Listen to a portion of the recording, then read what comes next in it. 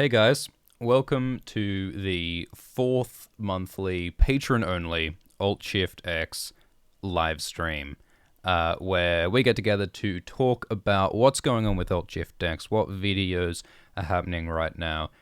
We can also look back at some recent videos if anyone's got Westworld on the mind, but I think today we'll mostly be talking about Bloodraven, because we are deep in the throes of a video about Brynden Rivers, everyone's favorite one-eyed tree wizard, 1001-eyed tree wizard. So I'm excited to get into the details and the depths of what this character's about, what his deal is, what he wants, all the different ways he might be influencing the Song of Ice and Fire. So welcome to the live stream. We got some food descriptions going on in there, which is always exciting. This is sort of a Q&A thing, so you're welcome to chuck in whatever sorts of questions, ideas, criticisms that you'd like, and we'll try and make sense of as much as we can. I think the format that works is I can go through and describe what the shape of this video is so far, and you're welcome to jump in with whatever sort of questions and ideas you've got as we go along. But this is shaping up to be quite a big video. I was thinking sort of like 18 minutes or so, because anything above 20 minutes seems kind of ridiculous to me. But I think this video is threatening to maybe break that barrier, because there are just so many things that can come up with Bloodraven. There's the obvious stuff, with the old gods and the children of the forest. And then there's less obvious stuff like Euron and people like Quaithe, like the whole sort of like Quaithe share a sea star connection, and like all of Bloodraven's potential influences on everything from Jon's election as Lord Commander to King Egg on the Fifth's marriage to a Blackwood woman. There's so many little intricacies, and it's hard to find the right focus, because normally what Alt-Shift-X is all about is just trying to adhere as much as possible to the text, drawing facts from the text. But in this case, all of what we know is so scattered and so vague and so mysterious that it's very hard to build a complete picture from what we know. So we've got to draw a lot from rumor and possibility and speculation. So it makes it a fun video. And that's true, Hairless Oyster. Books are for nerds, and they should be avoided at all costs. Okay, so I'm going to start talking about Bloodraven. So the introduction of the video, we do what we often do, which is compare the character as he is in the show compared to the books. And in the show, Bloodraven really is really straightforward. I find it so hilarious that in season 4, before they recast Bloodraven, he's sitting up there amongst the tree roots, some old bloke, with two eyes, definitely two eyes. And yet Bloodraven says the quote, how many eyes have I been watching with 1,000 eyes and one, or however he phrases it. He says 1,000 eyes and one when he has two eyes, so it doesn't work, but they say it anyway. Really, he's not even strictly Bloodraven in the show, I don't think. That he's not even the three-eyed crow. They don't call him the three-eyed crow. They call him the three-eyed raven, which is bizarre. It seems I would not be surprised at all if calling Brynden the three-eyed raven instead of the three-eyed crow was straight up just like a mistake, like an error, like someone did a typo and it just ended up into the canon of the Game of Thrones show. But they're definitely not interested in giving Brynden on the show the same backstory that he has in the books. And it's fair enough that they don't want to get into, the Black Fires and all those decades of history. And it gives us the opportunity to talk about it online, doesn't it? But Brynden in the show, I think, is very much part of that mentor to a hero, like mystical mentor archetype. So we compare him to like Obi-Wan Kenobi and Dumbledore, who are both like these old wise mentors who teach a hero how to do magic and then they die. in a puff of smoke. I think it's interesting the way that each of those mentors, Obi-Wan and Dumbledore and Brynden, they all die in a sort of ephemeral, immaterial way. Like, Obi-Wan just, like, fades out of existence after Vader kills him. And Brynden just, like, bursts into a bunch of, like, black smoke. And Dumbledore, I don't remember what Dumbledore does, but I think he dies in some very sort of, bloodless, neat, ghosty sort of a way. So I think that's a funny connection. But the point is that Brynden in the show is very much that sort of just like standard archetypical mentor guy, whereas in the books he is something much more different and complex. Yeah, Dumbledore fell off the tower, but we don't see him like splat, do we? Like, we don't see Dumbledore turn into like wizard chutney. Like, he's looking pretty good for a dead guy, isn't he? Yeah. There's the burial and stuff. I'll have to rewatch that. But anyway, Stephanie asks, do you think in the book there is a difference between the in-the-flesh Bloodraven we can tangibly see and the consciousness that is one with the weirwood net? Yeah, so that's a difficult question that a lot of people talk about on the forums and stuff, because in dreams, Bran is visited by the three-eyed crow. That's the entity that he interacts with in his dreams. That's the entity that tells Bran to go north and to fly. And there's sort of this odd moment when Bran actually meets Brynden in the flesh, and Bran says, "Yo, are you the three-eyed crow?" And Brynden says, like, "A crow? Well, I was a crow once when I was in the Night's Watch." And it's just like, what? Like, hang on. Like, does Brynden Rivers in the tree not know that Bran sees him as the three-eyed crow? I mean, you can interpret it maybe as like a perspective, like dream interpretation thing. Like, maybe Brynden knows that he's visiting Bran in his dreams, but he doesn't know what he looks like to Bran. Maybe the appearance is in the eye of the dreamer, so Bran sees it as a crow, but Brynden might see things differently. And I think another potential explanation is that Brynden's just waken up from a long, strange, magical sleep, right? Like Brynden might not have spoken with his mouth for a long time. Like, in that passage, they mention how his voice sounds really weird. Maybe it's just that he's a bit doddery and confused. Like, I think that's something that's underappreciated about Brynden in A Dance with Dragons, is that he's a really old guy, and he's dying. Like they talk about how his mortal span is almost done, or whatever. And I think the fact that he's sort of old and not fully on top of things might partly explain his confusion over the crow thing. But I mean, the other conclusion, the more dramatic conclusion that you can make, is that, okay, maybe the three-eyed crow, this vision in Bran's dreams, is an entirely separate entity to Brynden Rivers in the tree. Maybe the three-eyed crow represents represents the old gods, or the children of the forest, or the more like generalized old gods consciousness, as opposed to Brynden specifically, which could then lead into some kind of deception. Like maybe it draws into this idea that the children of the forest might be controlling Bloodraven. Like, something that comes up a lot in George Martin's writing is the idea that maybe is the idea of like hive minds as like these sinister, evil entities that draw people into their control. There's that wonderful story, A Song for Leah, that George Martin wrote, which is about this hive mind that is sinister and that draws people in and consumes them. And you can see the old gods in the same way. Like the children of the forest might be controlling Brynden. Maybe the reason why they're taking Brynden into the old gods is to take his power. Maybe Bran is the same. Maybe Bran is simply being swallowed, subsumed into the power of the old gods for the nefarious purposes of the children of the forest. For all we know, might not even be on the side of humans in the conflict against humans and White Walkers.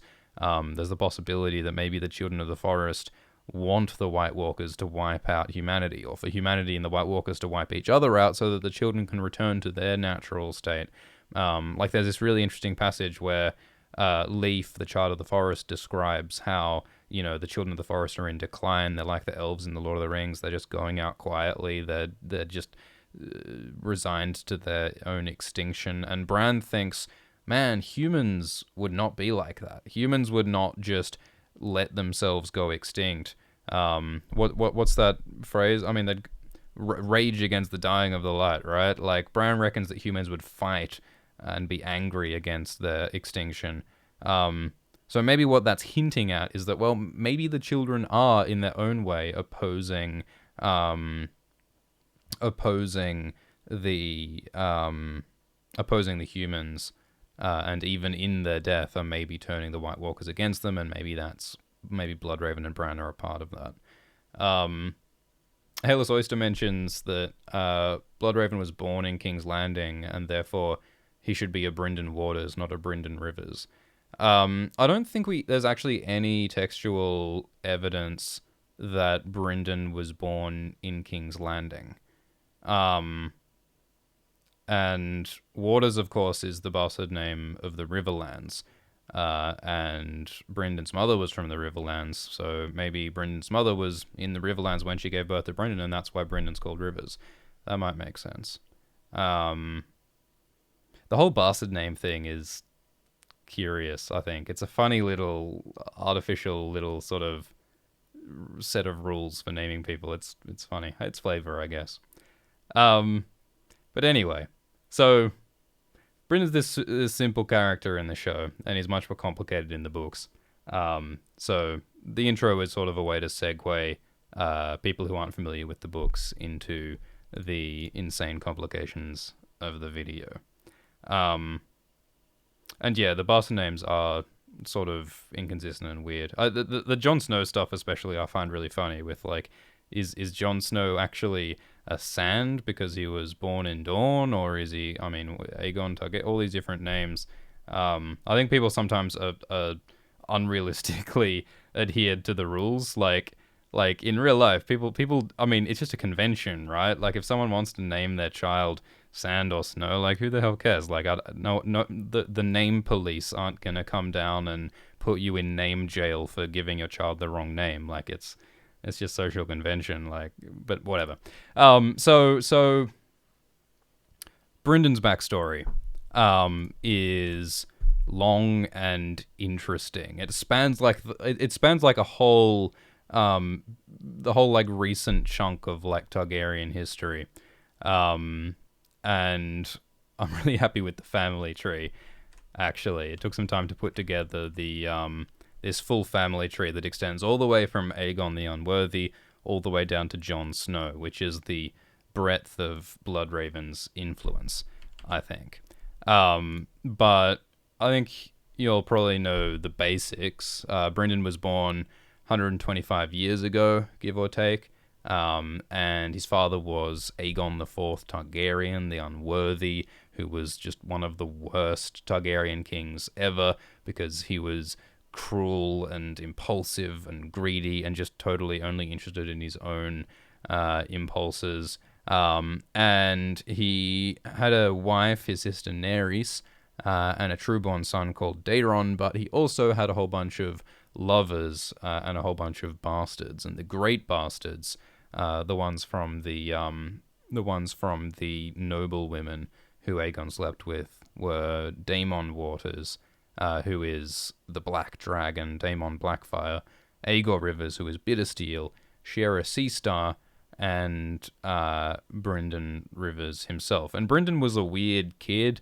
He was albino, he had pale skin that he had to hide from the sun, he had white hair and red eyes, and he had a wine-stained birthmark on his face that was shaped like a raven. And I kind of want to make some kind of dot connect with like Gorbachev, like the Russian guy with the wine-stained birthmark. I mean, that's got to be the most famous real-world wine-stained birthmark, wouldn't it?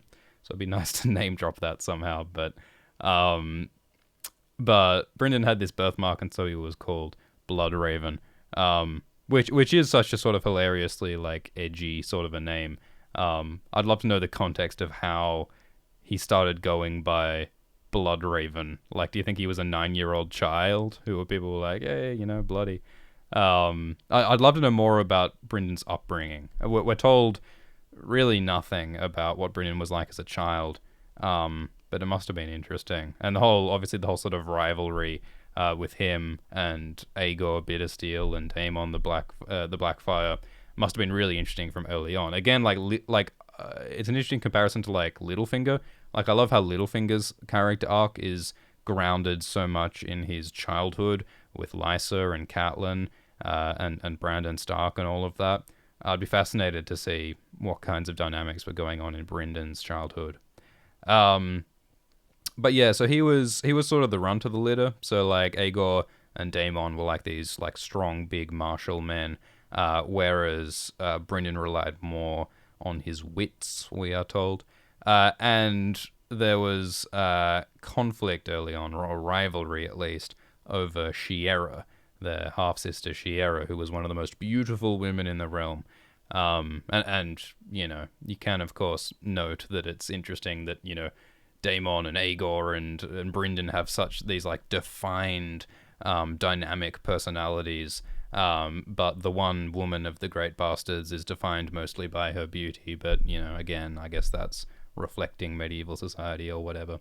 But Bryndon and Aegor competed over Shiera, and Shiera ended up hooking up with Bryndon.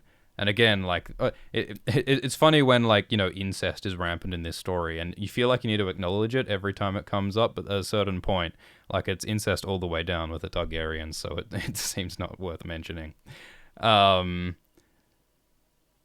Oyster likes to picture Bloodraven as a happy albino baby with a blood stain. Stephanie Morris has seen everyone from everyone say that everyone from Quaithe to Old Nan is secretly Shiera. Yeah, I'm gonna say Quaithe is more likely than Old Nan. Yeah, well, yeah, true. Beautiful and probably evil is what is said about a lot of the women of these Targaryen histories. It is weird. It has been noted that, like, a lot of the women in George Martin's main series, A Song of Ice and Fire story, are like really like complex and diverse and interesting, like with Brienne, Catelyn, Arya, Daenerys. But in his like Targaryen history stories, the women seem a lot more two-dimensional. Like they're like the World of Ice and Fire is full of like these glamour shots of like these posing, and they're all these just beautiful, like they look like L'Oreal ads. Every one of the women in the World of Ice and Fire, which seems like, and they're all like, you know, they're largely just sort of described with, you know, they were pretty and nice is the description of like many of the women in the World of Ice and Fire, which is just a weird contrast. Like, I guess it's the nature of the historical writing that it can't go deeper beyond like the surface appearance and whatever. But it's an interesting contrast between the way women are portrayed in the World of Ice and Fire versus A Song of Ice and Fire. Anyway, so that was Bryndon's sort of early life, and he had this rivalry set up early on with Bittersteel. And then you had like the political side of things, which was that Aegon the Unworthy was a dickhead who had no interest in maintaining political stability. So instead of loudly supporting his trueborn heir, Daeron the Good, he threatened to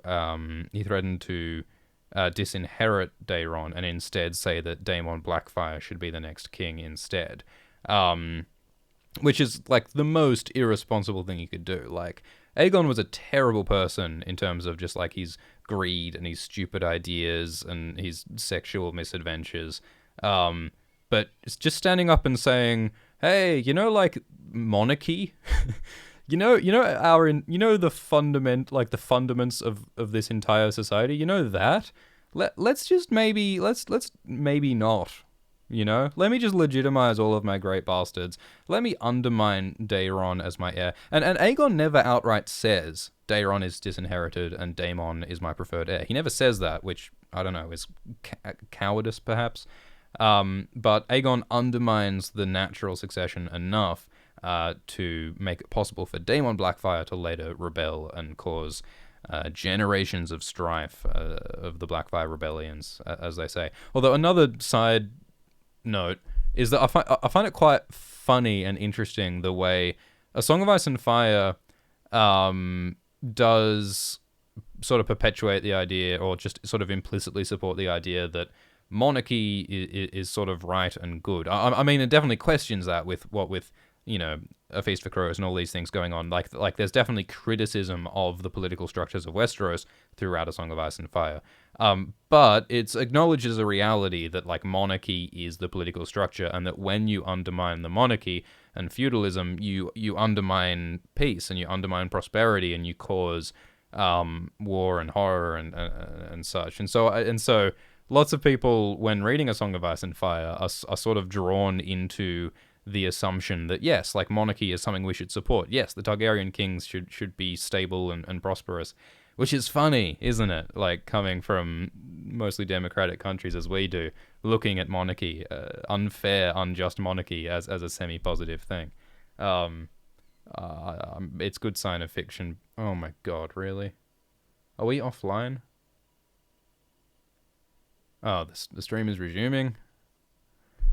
Can you all hear me? It looked like the stream dropped out for a moment, but it looks like we've now continued, so I'm gonna soldier on, but technical issues suck. Anyway, so the Blackfire Rebellions are a thing that happened. Daemon Blackfire rebelled against his true-born son Daeron, and there was a whole series of wars that Brynden was involved in. The Unrealist asks what George Martin's historical basis was for the Targaryens. Yeah, my understanding is that it's based a lot on the history of Scotland and England and France, and like there's these wonderful parallels between like Britain as Westeros and Europe as Essos, and like the Channel is like the Narrow Sea, and there are all these stories through lots of different pockets and parts of history where people have crossed the Narrow Sea and invaded and done different things, and it's sort of a hodgepodge of lots of different parts of history. I don't know all that much about the real world history behind this stuff. It would be cool to do a video about this. There actually is there is one story I know about. There's this one dwarf in real world history, English history, who is just exactly like Tyrion Lannister. Let me look him up real quick. Maybe one of you guys know the name. Was it Hudson? It's like a dwarf, English dwarf like Tyrion, because he had like slavery and like he went across the sea. I can't remember. Yeah, Geoffrey Hudson. That was it. Geoffrey Hudson is an amazing story, which is like remarkably similar to the story of Tyrion Lannister. So Geoffrey Hudson was a court dwarf of the English queen Henrietta of France. He was famous as the Queen's dwarf, Lord Minimus they called him. And he was very small, but he was proportioned like a man, and he fought with the royalists in the English Civil War, like how Tyrion fights with the crown in the War of Five Kings. And Tyrion and Geoffrey Hudson fled with the Queen to France, so he fled across the Narrow Sea to Daenerys, just like he does in A Dance with Dragons. But he was expelled from her court when he killed a man in a duel. Geoffrey was captured by Barbary pirates and spent 25 years as a slave, just like Tyrion is captured and spends a lot of time as a slave. And it's this whole, there's all these really remarkable, he jumps out of a pie at one point at a wedding, I think. Yeah, he was baked into a large pie, and the dwarf burst out of the pie, which I can't help but think of the Purple Wedding and the giant pie there. So yeah, you should look up that Wikipedia page later. It's a really cool comparison. But the stream is out still. Yeah, all right. We seem to be dropping out, and I'm sorry about that, but there isn't a whole lot I can do to fix that. Worst comes to worst, it'll always be listenable in the replay later, I'm sure. So anyway, Geoffrey Hudson is a real-world dwarf who's really similar to Tyrion, and it's really cool. But the Blackfire Rebellions, yeah, Stephanie. So there was this battle called the Redgrass Field, which was the final battle of the first Blackfire Rebellion, and Brynden fought on the side of Daeron the Good. and he killed Daemon Blackfire, killing his own half-brother, which made him known as a kinslayer forever after. And Stephanie brings up the mysterious death of Sir Quentin Ball. Quentin Ball, called Fireball, was like a really important, well-known warrior on the side of the Blackfires. And sometime before the Battle of the Redgrass Field, Quentin Ball got killed mysteriously, apparently by a common man. Just some random archer killed Quentin Ball out of nowhere. And a lot of people suspect that that random archer was actually Bloodraven. Either Bloodraven disguised, or Bloodraven wearing a glamour, or Bloodraven warging into some random soldier. Because, as we'll talk about in a bit, there's this character Maynard Plum in the Mystery Knight, who is almost certainly actually Bloodraven in disguise with a glamour or something. So Brendan uses magic of various kinds in his role supporting the Targaryens throughout the Blackfire Rebellion and elsewhere. So that sort of proves true some of the rumors that are told about Bloodraven's magic powers, which makes you wonder about some of the other rumors about Bloodraven's other magic powers, because some people say that Bloodraven can change into a one-eyed dog, and that Bloodraven can spy with crows, and he can like run with wolves and things. And so a lot of people take that as evidence that Bloodraven was a warg and a greenseer from very early on, which I think is probably true to at least some extent. Hairless Oyster suggests that Bloodraven might have warged into the arrows that rained down and killed Daemon Blackfire. And you know, it is rumored that sorcery was used for Bloodraven to shoot down his half brother Daemon. And there is that thing about Brandon Snow during Aegon's conquest, was this Stark who made weirwood arrows, supposedly, that people argue he was planning to use to kill dragons with. But if weirwood arrows are a thing, maybe they have like mystical properties. Maybe they can be guided or shaped magically with the power of the old gods. And maybe it's something not dissimilar to warging. I mean, if greenseers are able to become one with the trees, maybe you could become one with the weirwood arrows and guide them. I don't know. I'd say that's semi-plausible. But whether or not there'll ever be like an official straight answer on stuff like this, I don't know. The Unrealist has thought about Show Raven warging into Bran. Well, I don't think he ever does, as far as I'm aware. But it's certainly a theory that perhaps in the books, Bloodraven's sinister plan for Bran is to steal his body, because there's this whole thing about, you know, Bloodraven seems to be dying. He's sort of at the end of his long life. His body can no longer sustain him. So some people suspect that, well, maybe Bloodraven plans to, you know, train Bran up as a greenseer, but then take over his body. A bit like how Varamir in the Dance with Dragons prologue takes over, or tries to take over Thistle's body. Maybe Bloodraven is trying to seize Bran as a second life. I think that's a cool idea to entertain, but I don't think it's true. If only because, like, you know, we're specifically told that Bloodraven is like, most of him is inside the tree now, you know? And when you're inside the trees, you're like becoming part of the hive mind. I don't think you exist as an individual anymore when you're a part of the hive mind so much. And so it would seem weird to me if Bloodraven was slowly entering into the trees, but then he walked out of that into Bran. And like this, there's broader reasons that we'll discuss as to why I don't think Bloodraven is like a bad guy, quote unquote. Oh, the stream is going on and off. That sucks. Anyway. So the Blackfire Rebellion happened, and Brynden killed his own half-brother Daemon. He was hated as a kinslayer forever after. But the vibe seems to be that Brynden was willing to do something bad to make himself look bad, for the sake of the realm and for the sake of the greater good. And you can argue that, well, maybe what he was really doing is that he just hated Bittersteel. It was personal. It was just about his rivalry with Bittersteel, and I think that's possibly part of it.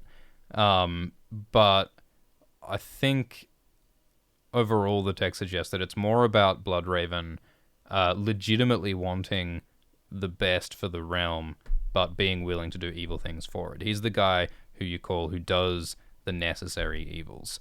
So, Halos Oyster asks if Bloodraven would feed a kid to another kid, if he'd feed Jojen paste to Bran, and then steal Bran's body. Yeah, I mean, that is a sort of bad shit that I think Bloodraven would be 100% willing to do if it was necessary. And, even without any of the wacky theories, even without Jojen paste, even without body stealing, what Bloodraven does is pretty evil. I mean, he lures a 9-year-old child, a crippled 9-year-old child, on a long, dangerous journey that results in the death of Jojen and, probably screws over Mira and Hodor. Lures this 9-year-old, and this 9-year-old, there's this bit in Dance where Bran is saying that, I hoped that the three-eyed crow would be a wizard who would fix my legs. I don't want to become a tree wizard. And then Bran's like, well, I guess I may as well become a tree wizard because I have no other options. It's so depressing and deceptive by Bloodraven to manipulate Bran like this. And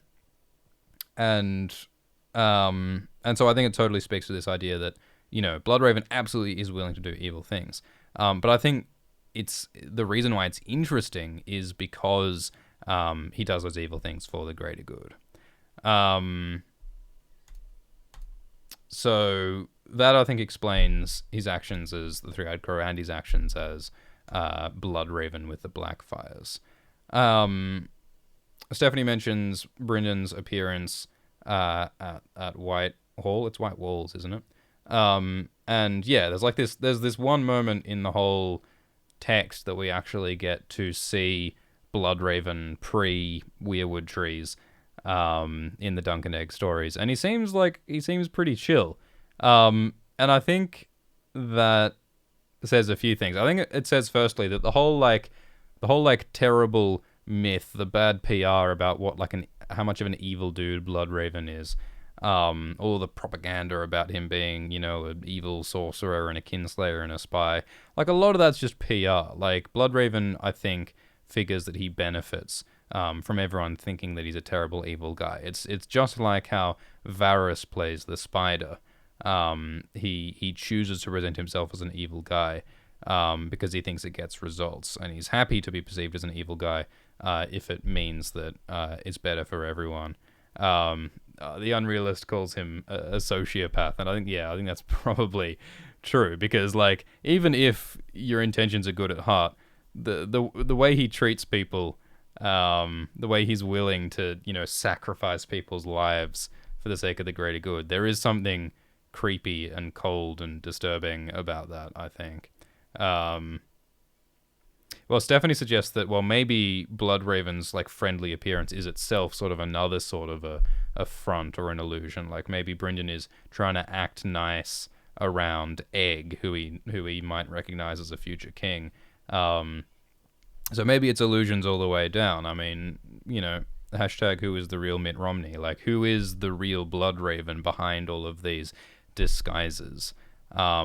What kind of identity can you have behind, he's Maynard Plum, and he's the Bloodraven, and he's the Spy Master, and he's the Hand of the King? Who is the real human Bryndon behind all of that? It's like Arya behind all of her different names. It's a fascinating question. I don't know if we'll get much of an answer. We do get sort of a glimpse at Bloodraven's personality, his true self, when he mentions, as the Three-Eyed Crow, I think Bloodraven is more vulnerable. You get to see, he doesn't act like he's totally in control of everything anymore, late in A Dance with Dragons, because he is dying and he is sort of at the end of his leash, and he has this moment when he says that, I had a life too. I was a human too. I had a brother that I loved. I had a brother that I hated, and I had a woman who I loved. He doesn't mention that the woman that he loved was his sister, but whatever. And the brother that he hated is presumably Daemon Blackfire, who he killed. No, sorry. The brother that he killed is almost certainly Bittersteel, because they have that whole ancient ongoing rivalry. And the sister who he loved is obviously Shiera, but the brother who he loved can be interpreted a bunch of different ways.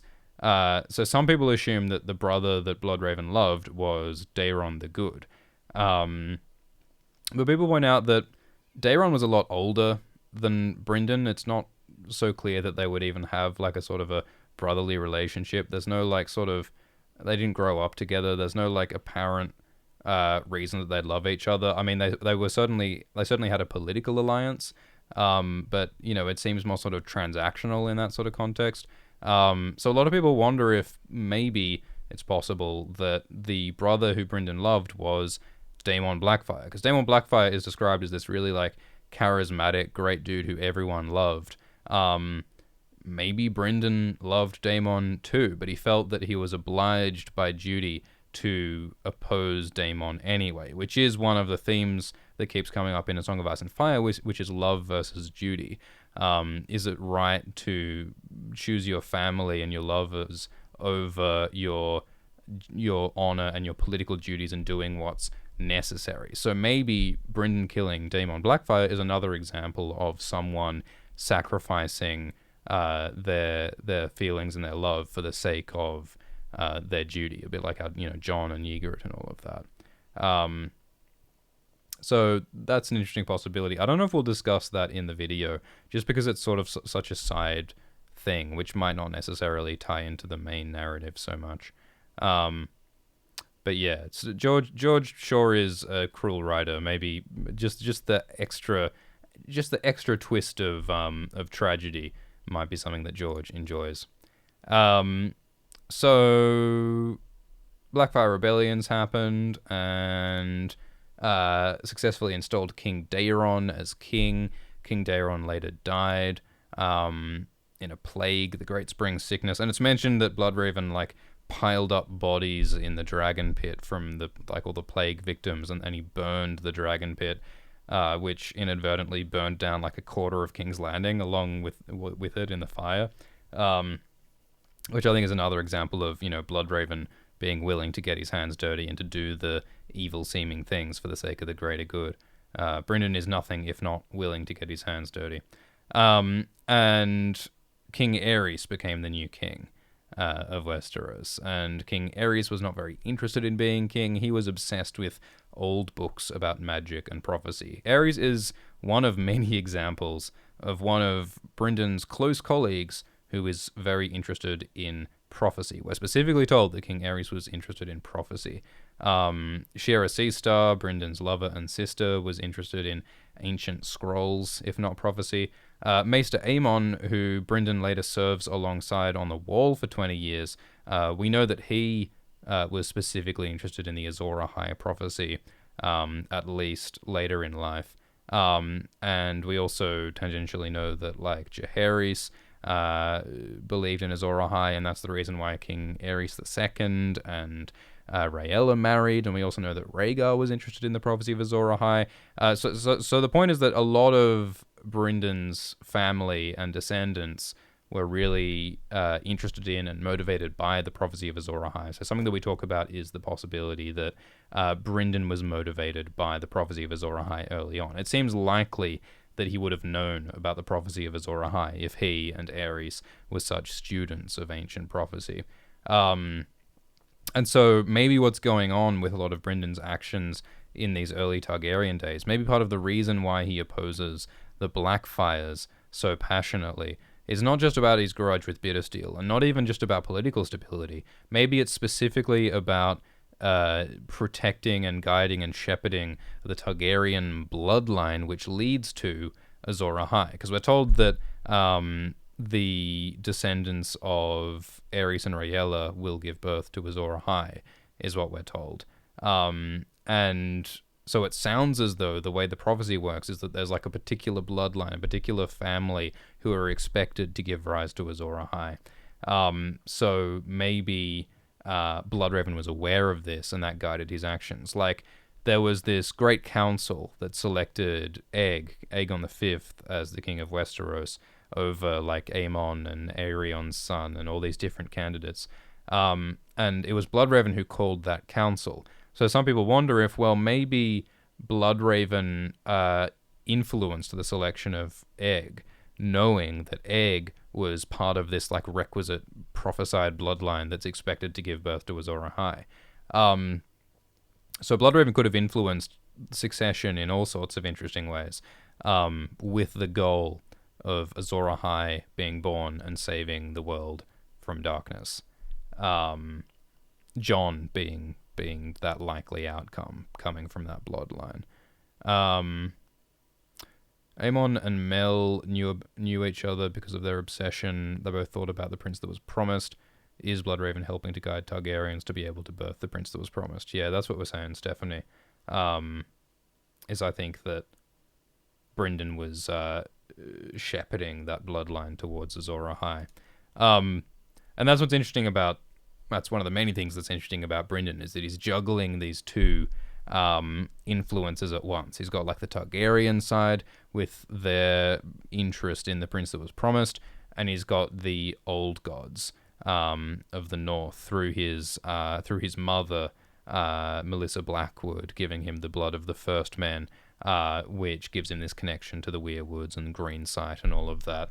So so there's sort of two different mystical sources of information that Brynden might be getting,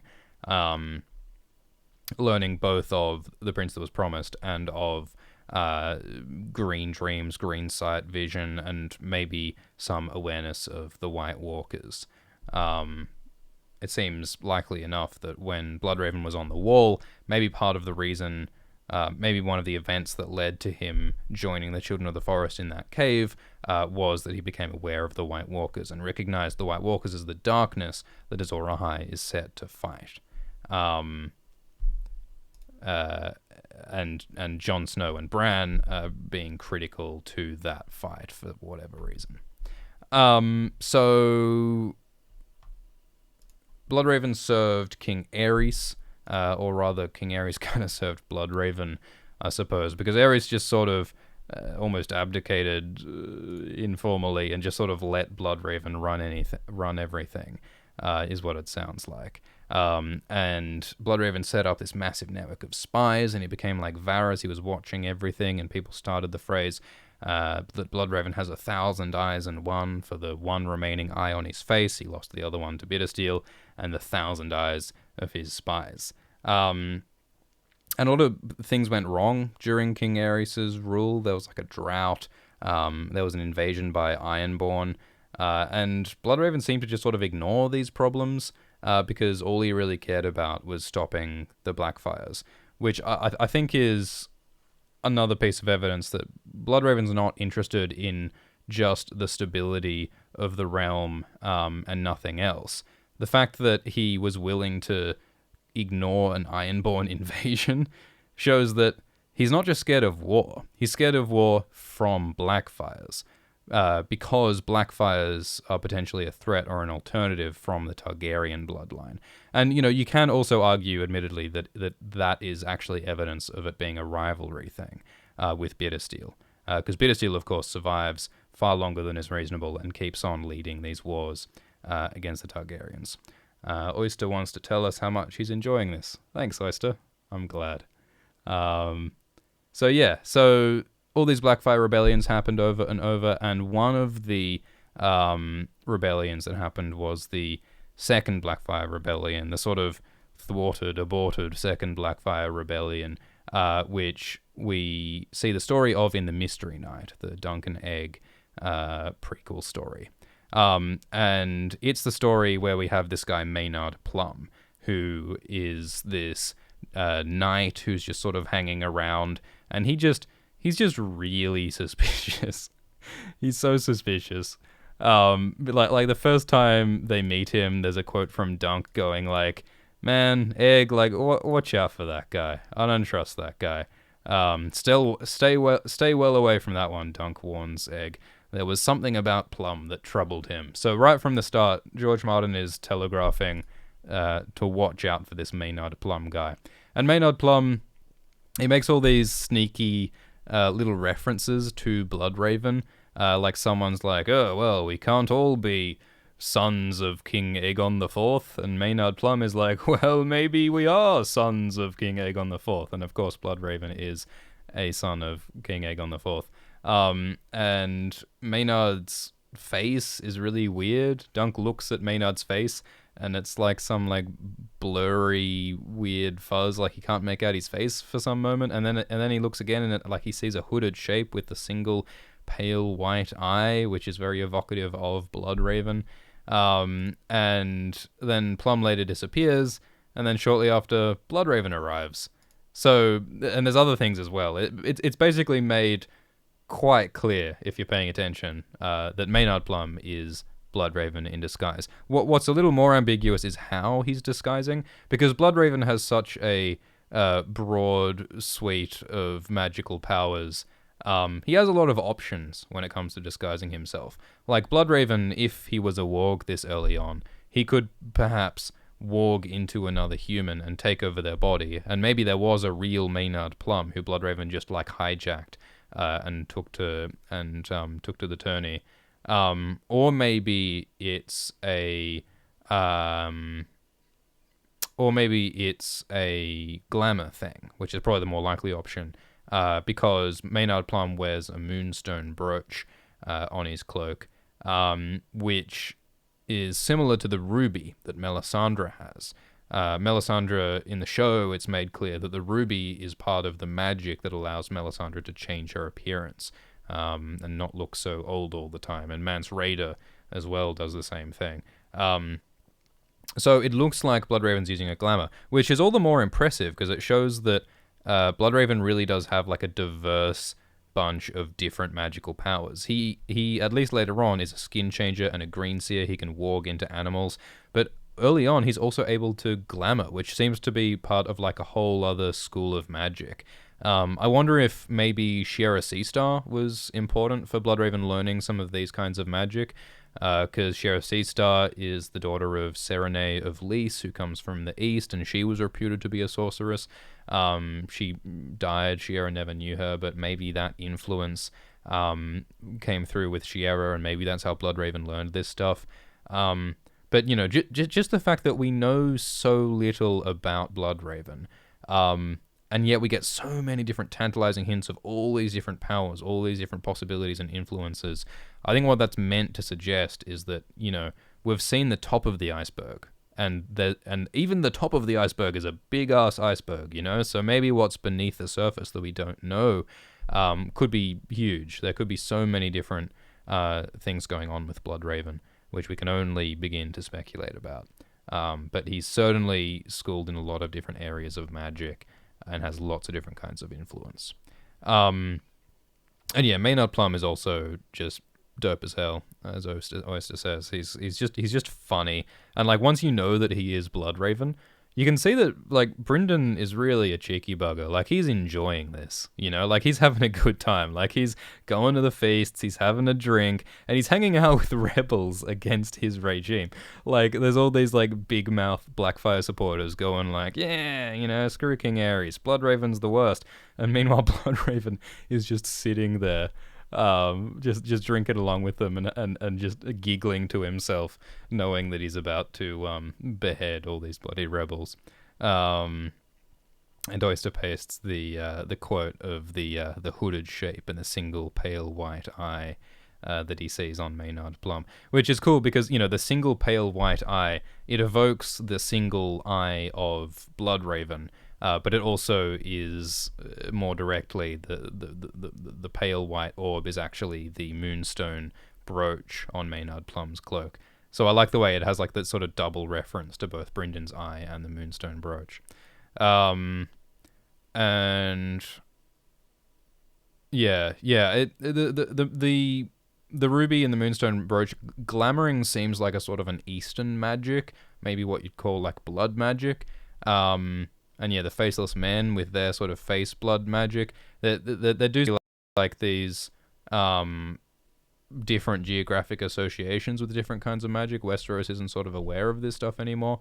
And yeah, it's definitely like an Eastern magic influence that Brynden has, which maybe is something I should emphasize more in this script, because I think the way I'm conceptualizing Bloodraven's magic influences now is mostly like the duality of his Targaryen influence, which is tied to their interest in the Prince that was promised, and the old gods, first men influence, which is the green sight and the skin changing. But I guess you could add a third influence, which is the sort of Eastern magic, glamoring blood magic, share a sea star sort of stuff. Perhaps that is sort of equally important. And something else that's of course related is the idea that, well, maybe Quaithe is Shiera Seastar. Quaithe, that most mysterious, enigmatic of individuals who Daenerys meets in Karth. There are certain hints that make it fairly plausible, I think, that maybe Shiera Seastar is Quaithe, because there's these mentions of, like, Quaithe is associated with starlight a lot, when, Shiera is called the Sea Star. Quaithe is like Quaithe plays the role of a sea star, like a guiding light in the sky, which is exactly what Shiera is. And Shiera, or was it her mother? Shiera is reputed to have bathed in blood and to use magic to preserve her beauty.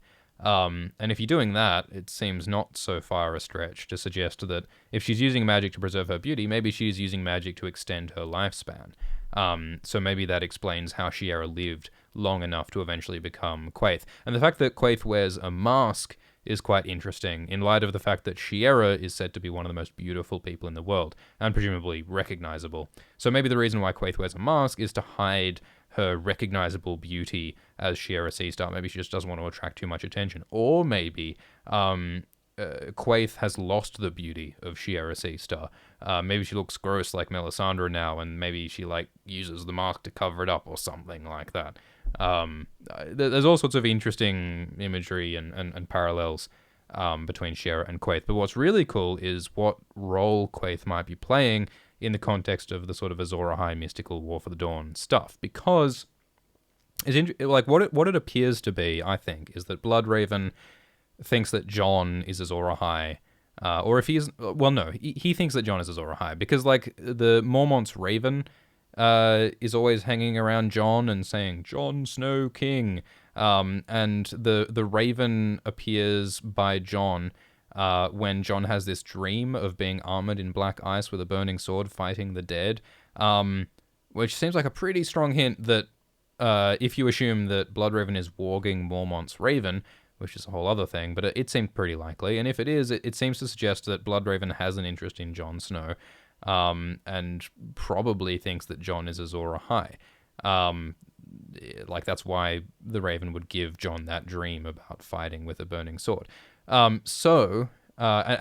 whole bloodline thing obviously connecting to Jon. If it's the case that Bloodraven is shepherding the Targaryen bloodline towards Azor Ahai, Jon seems like the likely outcome of that. But Daenerys is the other option here, right?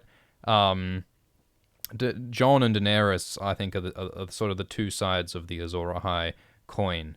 And in the same way that Bloodraven champions Jon, Quaithe champions Daenerys. Hairless Oyster's got to run. Have a good photography. Have a good photography run, Oyster. Have a good one. So maybe Bloodraven champions Jon in the same way that Quaithe champions Daenerys. And maybe the reason why Shiera Seastar goes east is that it's like a vision thing. Like Bloodraven, as the last Greenseer, his vision seems limited to Westeros, because that's where the Weirwoods are. And Bloodraven says that you can see beyond the Weirwoods, but it seems that the power of the Weirwoods is what grounds the power of a Greenseer. So Bloodraven is able to see all over Westeros. Maybe he can't see across the Narrow Sea to Daenerys. Whereas Quaithe, who has her magical sight through the power of glass candles, she clearly is able to see and influence Daenerys. Quaithe enters Daenerys' dreams, just as Bloodraven appears to enter one of Jon's dreams. So it's hard to conceptualize, but maybe Quaithe and Bloodraven are rivals, supporting Daenerys and Jon respectively, or maybe they're working together. Maybe Bloodraven and Shiera, the siblings and the lovers, are continuing an alliance across continents. And Bloodraven has agreed to watch over Jon and Westeros at the same time that Quaithe is looking over Essos and Daenerys. which is cool because it really just like expands. It makes this whole game rise to a whole other level, I think. But I mean, there's really not enough evidence to make that sort of claim with any kind of certainty. And yeah, that's a good point, Stephanie, that at the same time that Quaithe champions Dany and Bloodraven champions Jon, Bittersteel's Golden Company champions Aegon Targaryen, or young Griff.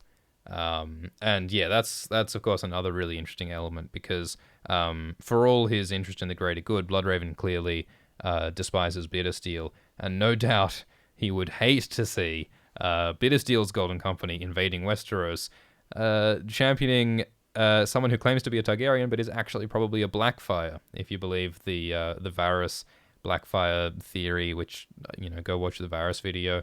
But it's likely that young Griff is actually a Blackfire, which would make him anathema to Bloodraven. He would be outraged at the core of his being by young Griff the Blackfire. So yeah, that's another third party to contend with. Although I can't help but think that Fagon and the Golden Company are nowhere near on the level that Dany and Jon are. Fagon is the false dragon of prophecy. He's not fire and ice. He's not Azor Ahai. So he might seem like such. I mean, I suppose like there's a lot of speculation on what young Griff's arc is going to be. Perhaps some people say young Griff will seem like the savior. Like King's Landing will see him as the savior, which is going to sort of steal Daenerys' thunder and is going to complicate her arc and is going to force her to reconcile what kind of ruler am I? What image? How am I going to brand myself as a ruler? I think there's going to be a lot of reflection for Daenerys there. So yeah, Quaithe in the east, Bloodraven in the west. I love that symmetry, ice and fire. Though of course we know almost nothing about Quaithe. So Bloodraven had his whole thing as Hand of the King in Westeros, and he eventually joined the Night's Watch, resulting from yet another example of Bloodraven taking a hit for the team and doing something that seems evil for the sake of the greater good. Because in the Great Council that selected Egg as king, Bloodraven also invited a Blackfire, Aenys Blackfire, to come across from the east and stake his claim for the throne. And Aenys unwisely agreed to accept Bloodraven's offer, and he came over to Westeros, and Bloodraven promptly killed him. And this is a terrible crime because, he had promised safe conduct, and yet he had killed him, which undermines the whole legitimacy of the throne. And not for the first time. Like, there are certain analysts online argue that, like, Bloodraven undermined Targaryen political legitimacy in a bunch of ways. For instance, when Dagon Greyjoy led an Ironborn invasion of Westeros, and he did nothing for at least a while, that undermines part of the whole point of the legitimacy of the monarchy. If the crown and the throne doesn't protect the people from invading Ironborn, how are they legitimate?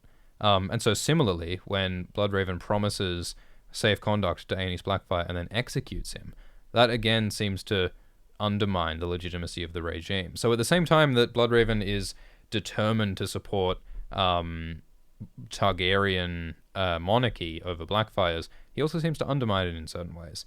So again, I think it's clear that he's really interested in something other than just like pure Targaryen pride. I think he's all about protecting the bloodline from all possible dangers, and I suppose he didn't count Dagon Greyjoy as a significant threat.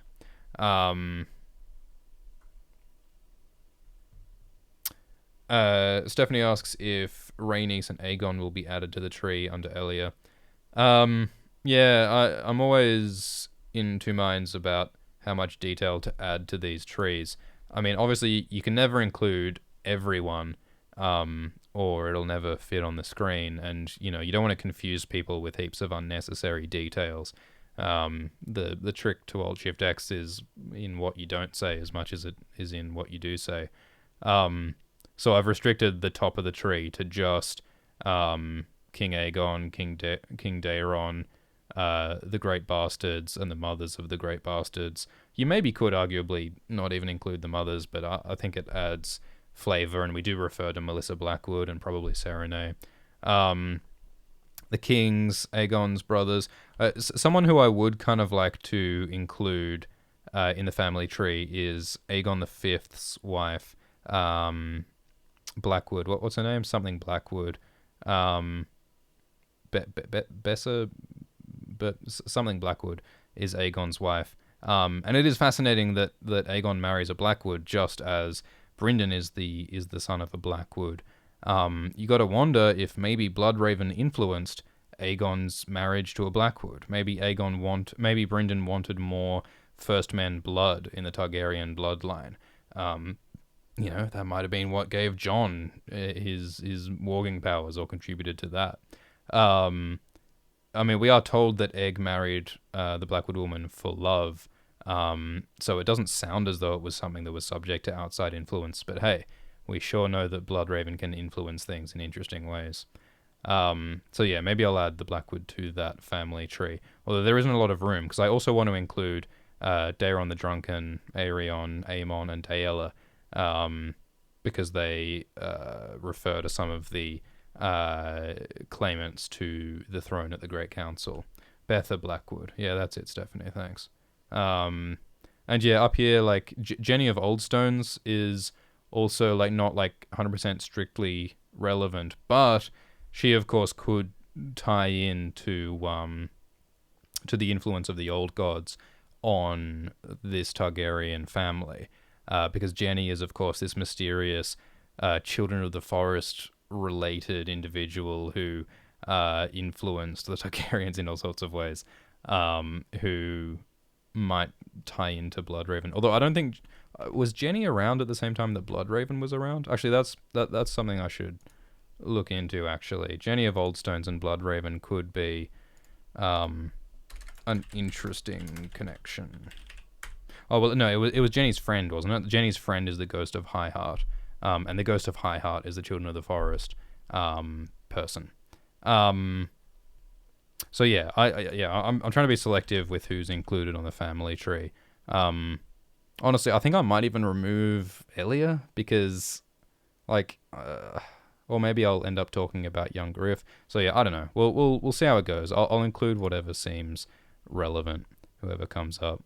And I think you're right. Jenny absolutely is related to the whole Targaryen bloodline prophecy thing. And I also wonder very much about Egg and Summerhall, because Egg presided over this disaster, this fire at Summerhall that killed all these Targaryens.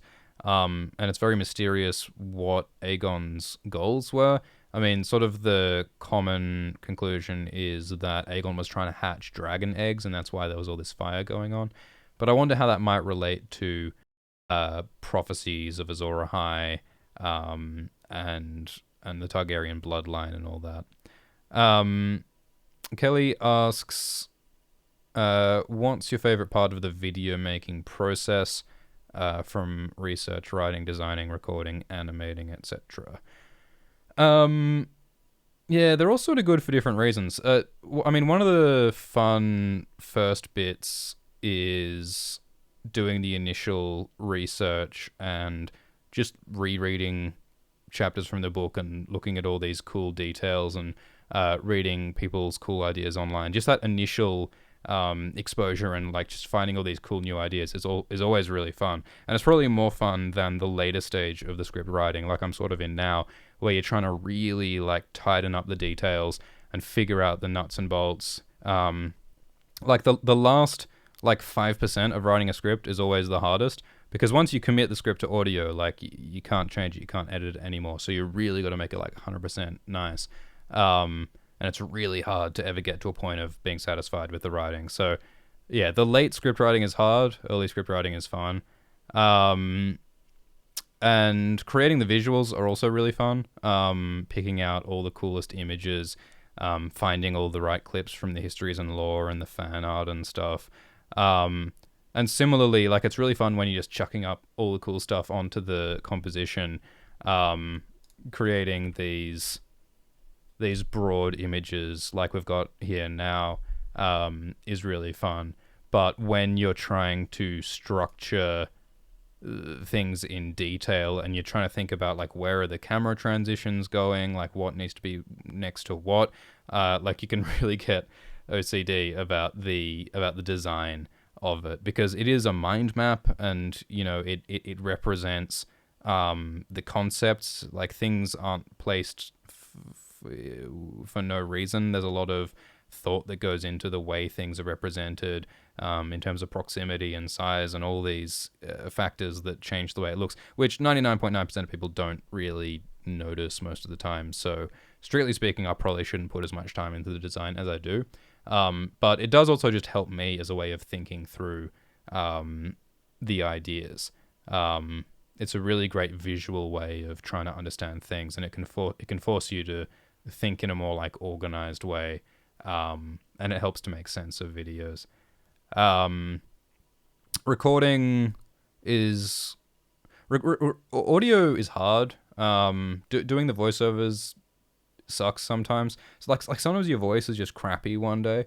Like the worst thing in the world is sometimes when you get like wet sounds in your mouth, and you just cannot get rid of them no matter what you do. And that can be frustrating. Editing audio is something that I no longer do myself. That's something that some other Alt-Shift-X individuals handle, which is fantastic, because like hearing your own voice over and over while you're editing your voice, it drives you insane. It is not good for your brain to listen to your own voice over and over. So I try to avoid that. So I'm very glad to no longer edit my own audio. The animation process, when we take the images and the audio and we sync up the timings, make all the moving parts move around, create an actual video, that is kind of sucky because of sort of technical limitations partly. Like the whole sort of technical side of the video production with Alt-Shift-X is very unorthodox. It's very like computationally heavy on the machine. And there's sort of no good easy way to do it, sort of. I mean, we've got lots of like these custom scripts and custom techniques, and we've made a lot of progress from what we were before. But as a consequence of doing this huge mind map style storyboard thing that we do, it looks great, I think, but it's difficult. Because the software that we use, After Effects, it's great, but it's not really designed to do the specific thing that we're doing. And as a result, it's often slow and often fiddly to do the animation side of things. And we are looking into ways of optimizing and changing up that process to make it easier. But the animation is probably the most painful part of the process, and it's probably the part where things can go wrong most often. Like sometimes things just break and you have to spend hours just fixing or finding or re-rendering, or all that stuff can be a giant pain in the ass. But ultimately, that animating phase doesn't take all that long compared to the other parts. Most of the work these days goes into the writing and the design, which is where it should, because the writing and the design is figuring out the ideas and figuring out the facts, and so the writing is what matters. And yeah, we fortunately are now at a point where most of the technical stuff doesn't take so long. So yeah, that was a very rambly answer, but it's a whole thing. There's a lot of steps, and it's the sort of thing where if the goal was to get a zillion views and to make a zillion crappy videos, we would do things very differently. But Alt-Shift-X, I think, is defined by a different approach to making videos, and it's about making something that has a structure to it and has a flow to it and has a commitment to quality. And I think it's worth the work. At least I do most days. So yeah, It's been an hour, and I don't think we're going to get through everything. As I think we've learned, there's a limitless potential to speculate on what Bloodraven's about. Um, so I think what I'll do is I'll skim through some of the other ideas that I want to cover, and you guys can chuck up any further questions you've got. If you've got burning questions, chuck them up now. Um, but uh, but yeah, this video's gonna be pretty great. So we've talked about the whole like Blackfire history with Bloodraven. We've talked about his involvement in like Targaryen bloodlines and how Azor Ahai might be his goal. Jon might be his goal. Like I think basically at the end of the day, Bloodraven's goal is to empower Bran to help Jon in his role as Azor Ahai and supposedly the next king of Westeros. I reckon Bloodraven will succeed in empowering Bran to help Jon, and I think Bloodraven will succeed in guiding Jon to defeat the White Walkers as Azor Ahai. But I don't think that Bloodraven will succeed in seating Jon as the uncontested king of Westeros. Bloodraven, I think part of the legacy he wants to leave is he wants Jon Targaryen, a Targaryen king to continue the great Targaryen dynasty. I think Brynden has a continued interest in wanting Targaryens to rule Westeros. I think that may not necessarily happen, though. Like, I'm a big fan of the idea that the Iron Throne will be destroyed at the end of Game of Thrones in Wildfire or Dragonfire. Maybe the Seven Kingdoms will split up again. All sorts of things could happen. I don't want Bloodraven to get everything that he wants, is I think what I'm saying. But yeah, so I've talked about like the Azor Ahai influence. The old gods are obviously an influence from very early on with Bloodraven, and I think that's probably what drew him north. Like, it wouldn't surprise me if Brynden, what he did with Aenys Blackfire, he did knowing that he'd be sent to the Wall. And at some point he disappeared beyond the Wall. I think he was probably drawn by Green Dream's visions that brought him north. He probably had an encounter with the White Walkers. Bloodraven has a comment at one point where he says that every flight starts with a fall, he says to Bran, which to me suggests that maybe Bloodraven's flight as the last Greenseer started with a fall, in the sense that he might have had like an injury or like a spooky moment or like some danger or risk that he experienced with the White Walkers, and maybe the horror and fright of that was part of what led to Bloodraven's flight as the last Greenseer. Space Potato asks if Art Shift X is going to be a thing. I think Art Shift X might be a thing. I do like the idea of people tweeting in artworks and things, and then maybe that other guy, Alt Shift X, could improvise some highly well-researched, qualified opinions on those artworks. I think that would be fun. And in the Olympics, apparently a German guy skated to Game of Thrones. That I will have to look up. And so that, I think, is Bloodraven's goal. Jon Snow, Bran, Azor Ahai. But then sort of the next part is the sinister side of Bloodraven, and the sinister side of the Children of the Forest. The Children of the Forest are a great unknown in this whole story. Like, they seem like these sort of just passive servants of Bloodraven, but when you consider that they are a part of this great hive mind of the old gods, like this most powerful psychic entity, there's definitely potential for the Children of the Forest to have an ulterior motive. And I think we talked before about the idea that the Children of the Forest seem to be taking their extinction lying down, but maybe it's possible that they actually are opposing humanity in some way, and maybe they're even wanting the White Walkers to destroy the humans. So, maybe even if Bloodraven is exactly what he says he is, and he actually wants to help Azor Ahai beat the White Walkers, maybe the children have other ideas. And maybe when Bloodraven and Bran are subsumed into the old gods' hive mind, maybe the children will exploit that. I think that's probably not the case, to be honest, just because it's such a complication, and it it it it complicates things. But I wouldn't be surprised if the children had something else weird going on, which Bran will have to deal with.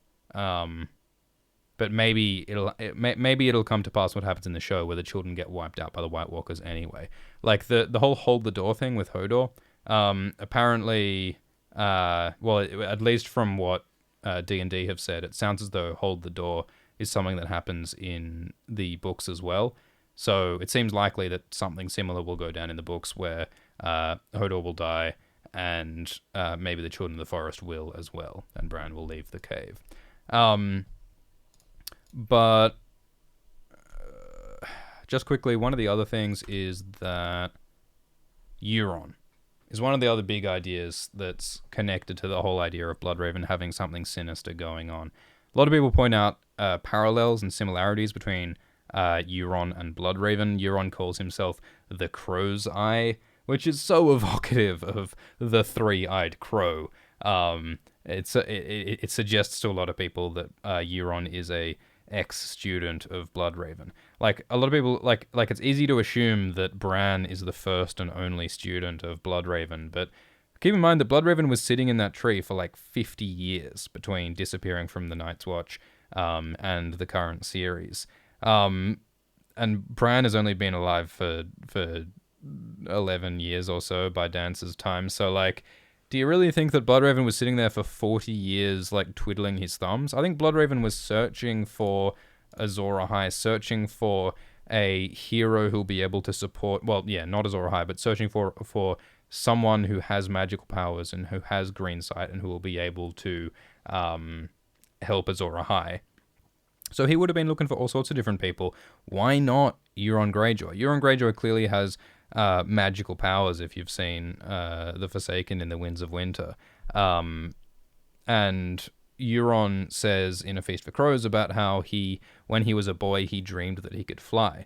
And then, he woke up and his maester told him that you can't fly, but Euron reckons, well, maybe if I leapt from a tall tower, I'd be able to fly.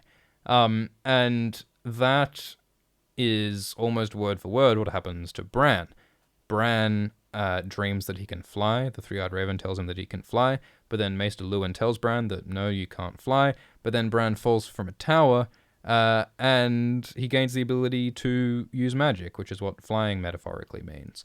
And there's other things as well, like Euron's heraldry is like a single red eye crowned by crows, which I think implies the three-eyed crow empowering Euron with like magical ability. So I think there is fairly strong connections, sufficient to say that, yeah, I think probably Euron and Bloodraven had some relationship. I think Bloodraven was looking for a green seer to play Bran's role, and Euron seemed to fit the bill.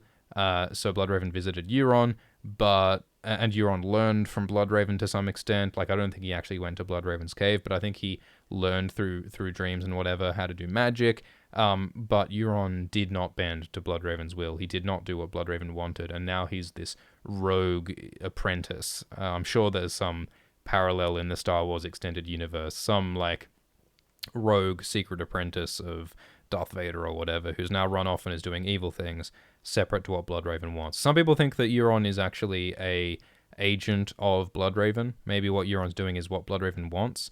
But I don't think Bloodraven wants to bring the Long Night and cause a blood apocalypse outside Old Town and bring about the apotheosis of the Crow's Eye. And I think the reason for that, like, I think that leads on to the conclusion of this whole video, which is basically that I think ultimately the reason why Bloodraven is a great character, and I think Paul Quentin said it best. Paul Quentin, if you don't know, is Emmett Booth, I think is his name, who is one of the best Game of Thrones writers, analysts. I never know what the term is. It seems so silly to say Game of Thrones analyst. But that's what he is. That's what we are. And Paul Quentin says how He says that the problem with making Bloodraven an outright villain is that it nullifies the interesting tension between worthy ends and unworthy means that defines his character. Nothing about his time as Hand suggests someone who wants to wipe out all life, or would even be tempted down that path. Bloodraven's goals are commendable, but his methods are not only disturbing in and of themselves, they ironically undercut those very same goals, which refers to, like, Bloodraven undermining Targaryen political legitimacy and inadvertently empowering Euron Crowseye, is what Quentin's referring to there. He says that Bloodraven's characterization is George R. R. Martin's critique of the idea that ends justify the means, which is complicated by his ends being awful as well. So what Paul Quentin's saying there is that what makes Bloodraven interesting as a character is that he seems like a villain. He seems sinister. He does evil things. He manipulates a child and edits his memories, and he enforces a totalitarian police state in Westeros as Hand of the King. He does all these terrible things, but it's for a good end. He ultimately wants to save the world. And there's a great deal of irony and subversion in the idea that, well, means justify the ends, but by the way, Bloodraven, like, accidentally empowered Euron Crowseye to be, like, this destructive, apocalyptic force that will no doubt cause all manner of horror in the Winds of Winter. So I think Paul Quentin is totally on the money that Bloodraven's character is a criticism and an exploration of the idea that the ends justify the means, and you can't do that if Bloodraven is an evil guy doing evil things for evil ends. I think that Bloodraven is a complicated, morally grey character who does evil things for the sake of what he thinks is the greater good, but of course things are not quite that simple. Stephanie asks, if the Three-Eyed Crow is separate from Bloodraven in the flesh, would that mean that the old gods reached out to Euron? Yeah, you could argue that. We're never told whether Euron was visited by a Three-Eyed Crow or by something else. And some people have noted that Bran dreams not only of a Three-Eyed Crow, but Bran also dreams of a weirwood tree sometimes. So some people argue that the Three-Eyed Crow is separate from Brynden Rivers, but the tree actually is the representation of Brynden Rivers. So it's just as possible, if you want to go down that line, that the weirwood that represents Brynden visited Euron. So it could be either the old gods or Brynden who visited Euron, but I actually don't think that distinction is, like, a thing, really. I think it's entirely possible that the Children of the Forest and the Old Gods have some weird sort of motives going on that's distinct from Brynden, but I don't think the Three-Eyed Crow is it, because that just sort of complicates and confuses and muddies the water so much with Brynden and Bran's relationship. It just seems so weird that, like, it's the Three-Eyed Crow that leads Bran north, and Brynden Rivers wanted Bran to come north, but Brynden Rivers is not the Three-Eyed Crow and he didn't bring Bran north? What? And also, like, Brynden talks about, like, oh, Bran, I've been watching you. I see everything. I saw your first steps. I saw your birth, and I took you on this journey north.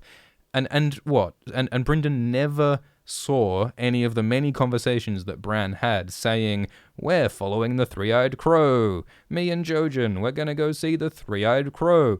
How can Brynden be this omniscient tree god and not realize that Bran over and over refers to the Three-Eyed Crow, thinking Brynden Rivers? How could Brynden possibly not be aware that Bran has this concept of the Three-Eyed Crow?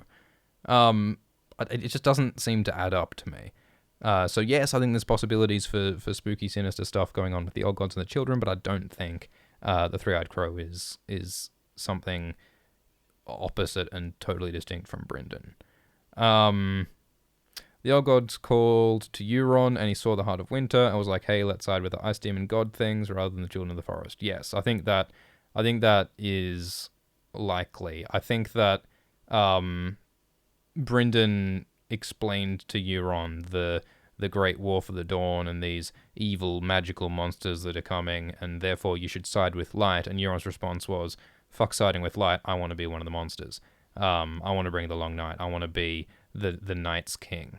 The myth of the Night's King is really similar to Euron. The idea of this mortal man who sided with the bad guys, who married an other in a hope apparently for his own empowerment. The Night's King had human sacrifices, I think, apparently. So yeah, I think that's kind of what Euron's about, and I think we definitely need to do a big Euron video after this Bloodraven video. And again, poor Quentin, by the way, is like the leading Game of Thrones fan theorist guy on Euron. Poor Quentin's been talking about the eldritch apocalypse of Euron Crowseye since long before The Forsaken ever came out. And he's great with that stuff. So I'm sure we'll draw from a lot of those ideas when we get around to talking about Euron. But I think we have managed to cover some of what's going on with this big video. It has indeed been a long stream. And I hope that you guys have enjoyed it. I'm sorry about these technical dropouts and things.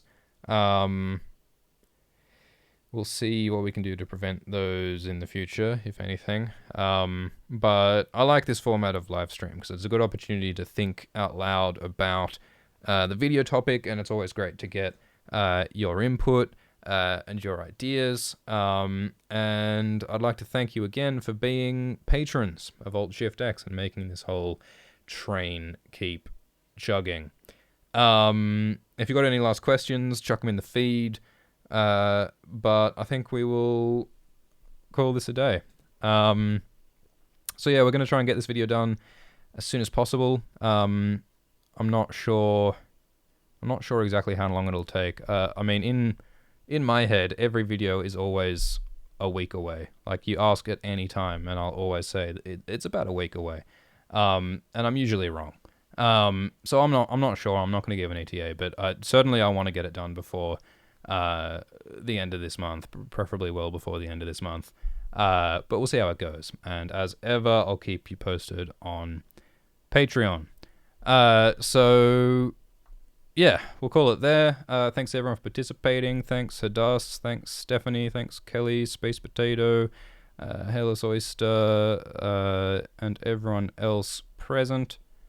And we'll see you next time.